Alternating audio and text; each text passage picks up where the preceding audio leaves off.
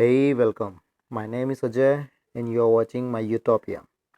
If you want to examine the property of any material, then you have to examine its structure. And the basic of the structure start from the atom. So you have to study the atomic theories. So here are some atomic theories and their model given by different scientists.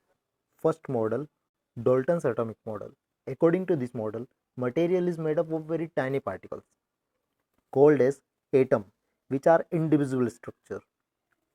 Atom can neither be created nor be destroyed.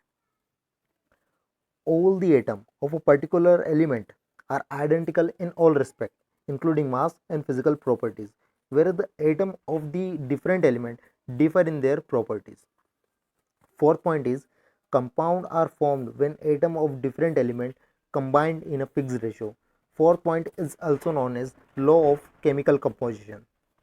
So this was the Dalton's atomic model. Okay, here is the term atom.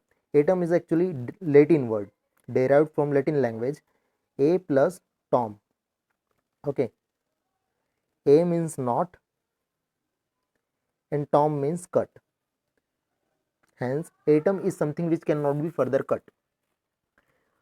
Dalton's atomic model was failed to explain the existence of the isotopes isobars, because according to this model atom of a particular element should be identical in all respect, mass and physical properties, but we know that the isotopes and isobar differ in their masses, and hence this model was failed to explain their existence, and ultimately this model was rejected. Second model is Thomson's atomic model. According to this model, atom is a sphere filled with positively charged matter distributed uniformly with sufficient electron in it, so the atom is electrically neutral. This model is also known as the plum pudding model.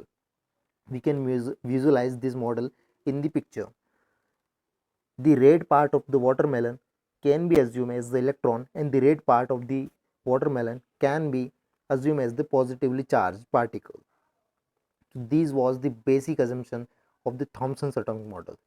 This model was failed practically. This model was failed practically, and it was not able to explain any of the property of material. After the failure of the Dalton and Thomson's atomic model, Rutherford's atomic model came into the picture. On the basis of his famous alpha particle scattering experiment, Rutherford proposed a nuclear model. According to his model, the positively charged and most of the mass of the atom were densely concentrated in extremely small region known as nucleus. Electrons are revolving around the nucleus in identical path as the planets are moved around the sun. Okay, so this was the basic of the Rutherford's atomic model. Rutherford got a huge respect in field of the science for his concept of the nucleus. Even though Rutherford's atomic model was failed to explain the energy state of the electron, and ultimately this model was rejected. Bohr's atomic model.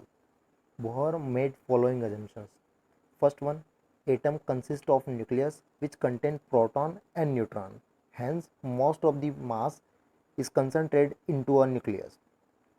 Electron revolve around the nucleus in a circular orbit, same as the Rutherford's model. But the electron can only revolve in certain non-radiating orbit called as stationary orbit. Further, Bohr found that electron can only occupy an orbit for which angular moment of a moving electron is integral multiple of h by 2 pi. When an electron jumps from an orbit of higher energy to the orbit of lower energy, the energy will be released in form of radiation and the vice versa.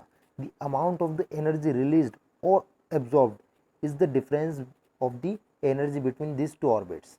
You can see it in this image as well. So this was the basic of the Bohr's model. Bohr was able to remove the drawback of the Rutherford's model by introducing non-radiating orbit. But this model was failed to fulfill the Heisenberg's uncertainty principle, and ultimately this model was also failed. Next model, Sommerfeld's model. Sommerfeld came with some modification in the Bohr's model. This modification was that the path of electron will be elliptical orbit rather than circular orbit. With this modification, Sommerfeld was able to fulfill the Heisenberg's uncertainty principle. Also, he introduced the concept of the variable mass. According to this model, the velocity of electron in elliptical orbit varies at different part of the orbit. This causes proportional variation in the mass of moving electron. Now come to the modern concept of atomic model. This model is based on the quantum mechanical theory. Okay, so in this theory we do not consider the electron as a particle. Okay, we consider its dual behavior, particle as well as wave behavior. So this theory accounts the Heisenberg's uncertainty principle as well. The discrete orbit of the electron is not possible with this model. In this model, the electron is no longer treated as a particle moving in a discrete orbit. The position is considered to be probability of electron to be being at various locations around the nucleus. This model is also known as the probabilistic model. So what is the conclusion of this model? We can conclude that we cannot assume the path of electron as a circular path or elliptical path. So finding out the probabilistic path of the electron, we have to use the Schrodinger's equation and the various quantum numbers.